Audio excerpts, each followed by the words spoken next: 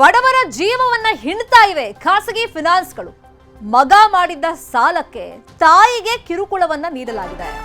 ಯಾವ ತರ ಕಿರುಕುಳ ಕೊಟ್ಟಿದ್ದಾರೆ ಅಂದ್ರೆ, ಬೆಳಗ್ಗೆಯಿಂದ ಸಂಜೆವರೆಗೆ ಕಚೇರಿಯಲ್ಲೇ ತಾಯಿಯನ್ನ ಕರ್ಕೊಂಡ್ಬಂದು ಇಟ್ಕೊಂಡಿದ್ದಾರೆ, ಲಾಕ್ ಮಾಡಿದ್ದಾರೆ, ಮಗನನ್ನ ಕರೆಸು ಅಂತ ಕೂತ್ಕೊಂಡಿದ್ದಾರೆ.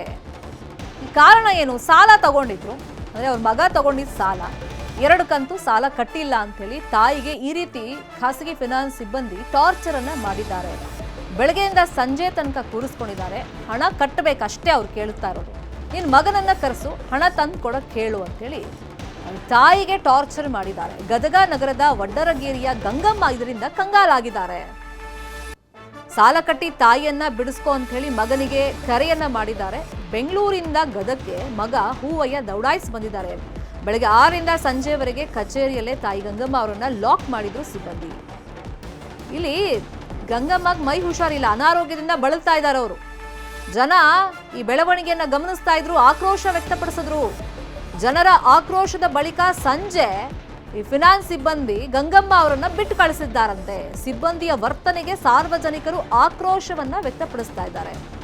ಎಷ್ಟು ಸಾಲ ತಗೊಂಡಿದ್ರು ಅಂತಂದ್ರೆ, ಖಾಸಗಿ ಫಿನಾನ್ಸ್ ನಿಂದ ಸುಮಾರು 1,30,000 ಸಾಲವನ್ನ ಪಡ್ಕೊಂಡಿದ್ದಾರೆ ಗಂಗವ್ವ ಅವ್ರ ಪುತ್ರ ಹೂವಯ್ಯ. 2021ರಿಂದ ಪ್ರತಿ ತಿಂಗಳು ಸರಿಯಾಗಿ ಕಂತನ್ನ ಪಾವತಿ ಮಾಡ್ತಾ ಇದ್ರಂತೆ ಹೂವಯ್ಯ.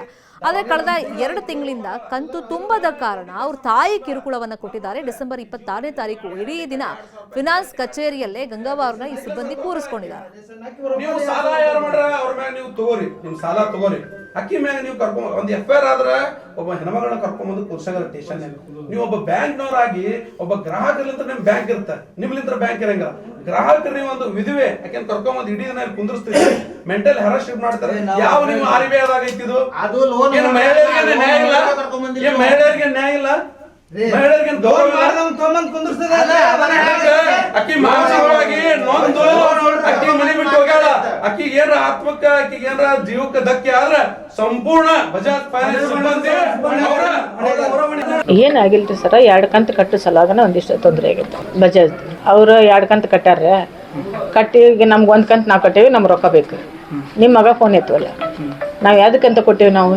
ಈಗ ನೀವು ನಾನು ಅಂದೆ ನನ್ನ ಮಗ ಫೋನ್ ಎತ್ತಿಲ್ರಿ, ನನ್ನ ಮಗ ಆರಾಮಿಲ್ಲ, ಬಾಟ್ಲಿ ಹಚ್ಚಿಸ್ಕೊಂಡನ, ಆರಾಮಿಲ್ದಕ್ಕೆ ನಿಮ್ಗೆ ರೊಕ್ಕ ನಿಂದಿರ್ಸಣ್ಣ, ನನಗೆ ಒಂದಿಷ್ಟು ದಿನ ಟೈಮ್ ಕೊಡ್ರಿ, ನಾನು ಕಟ್ತೀನಿ. ಎಷ್ಟಂತ ಕೊಡು ನಮ್ಮ, ನಾವು 1 ಕಂತು ಕೈಲಿಂದ ಹಾಕೇವಿ, ಇನ್ನೂ ಟೈಮ್ ಕೊಡೋಂದ್ರೆ ನಾವೆಲ್ಲಿಂದ ಕೊಡೋಣಂದ. ಆಯ್ತು ರೀ, ನಾನು ರೊಕ್ಕ ಕೊಟ್ಟಿಲ್ಲ, ರೊಕ್ಕ ಕೊಟ್ಟಿದ್ದ ನಾನು ಕಟ್ತಿದ್ದೆ. ನಾನು ಎಲ್ಲರ ಬಡ್ಡಿ ಹಂಗಾರ ತೆಗಿಸಿ ನಿಮ್ಗೆ ಕಟ್ಟಬೇಕಂತನೂ ಅಡ್ಡಾಡಕತ್ತೇನೆ ರೀ. ಅಡ್ಡಾಡಿದ್ರು ನಾನು ಸ್ವಲ್ಪ ರೊಕ್ಕಕ್ಕೆ ಊರ ಮೇಲೆ ಅಡ್ಡಾಡಿದ್ದು ಖರೆ ರೀ. ನಾನು ಅದು ಊರು ಬಿಟ್ಟು ಹೋಗ್ಯಾರ ಅಂದ್ರೆ ಅದು ನಾವು ಊರು ಬಿಟ್ಟು ಎಲ್ಲೂ ಹೋಗಿದ್ದಿಲ್ಲ ರೀ. ಮತ್ತು ಹೊಳ್ಳಿ ಇಲ್ಲಿಗೆ ಬಂದು ಮತ್ತು ರೊಕ್ಕಕ್ಕೆ ಅಡ್ಡಾಡಕತ್ತೇನೆ. ಅವ್ರು ಅಷ್ಟು ಹೇಳಿದ್ರು ಕೇಳಿಲ್ಲ. ನನಗೆ ಇನ್ನು 2 ದಿನ ಟೈಮ್ ಕೊಡಪ್ಪ, ನಾನು 2 ದಿನ ಹೇಳ್ಯಾರ, ಒಬ್ಬರ ಕಡೆ ಕೇಳಿ ಬಂದೀನಿ. ಅವರು ನನಗೆ ಸೋಮವಾರ ಆಚಾರ ಕೊಡ್ತೀನಿ ಅನ್ನಕತ್ತಾರ. ಅದು ಸೋಮವಾರ ಆಚಾರ ಕೊಡುತ್ತನಾರ ತಡ್ಕೊರಪ್ಪ ಅಂದರೆ ಅದೆಲ್ಲ ನನಗೆ ಬೇಕಾಗಿಲ್ಲಮ್ಮ. ಬಾರಮ್ಮ, ನಿಮ್ಮನ್ನು ಕುಂದಿಸಿದ್ರೆ ನಿನ್ನ ಮಗ ಎಲ್ಲಿದ್ರು ಬಂದ ಬರ್ತಾನೆ. ಎಲ್ಲಿ ಕುಂದಿಸಿದ್ರಮ್ಮ? ಆಫೀಸ್ನಾಗ ರೀ. ಯಾರು? ಬಜಾಜ್. ಎಷ್ಟು ಲೋನ್ ತೊಗೊಂಡ್ರಿ? 1,30,000. ನನಗೆ ಒಂಥರ ದುಃಖ ಅನ್ನಿಸ್ತೀರಿ. ಬೆಳಗ್ಗೆ 6ಕ್ಕೆ ಒಂದು ತಂಡ್ಯಾಗಿಂಗ್ ಕರ್ಕೊಂಡೋಗಿ ಇನ್ನೂ ಆಫೀಸ್ ತೆಗೆದಿದ್ದಿಲ್ಲ ರೀ. ಅಲ್ಲಿ ಒಳಗೆ ತೆಳಗೆ ಗೆಟ್ಮಾನ್ ಇದ್ದಾರೆ. ಗೆಟ್ಮಾನ್ಗೆ ಏನು ಹೋಗಾರ ಅವ್ರಿಗೆಲ್ಲಿ ಬಿಡಬೇಡ ಕರ್ಕೊಂಡು ಕುಂದಿರಿಸಿ. ನನ್ನ ಸಾಲದ್ದಲ್ರಿ ಈಗ, ನನ್ನ ಸಲುವಾಗಿ ನನ್ನ ಮಗ ಮಾಡಿದ. ಈಗ ನನ್ನ ಮಗನ ಏನು ಮಾಡ್ತಾರೋ ಏನು, ಆ ಹೆದರಿಕೆಗೆ ನಾವು ಊಟನೂ ಮಾಡಿಲ್ಲ, ಏನೂ ಮಾಡಿಲ್ಲ ರೀ. ಏನಾಗಿಲ್ರಿ ಸರ. 2 ಕಂತು ಕಟ್ಟು ಸಲಾಗನ ಒಂದಿಷ್ಟು ತೊಂದರೆ ಆಗೈತೆ. ಬಜಾಜ್ ಅವರು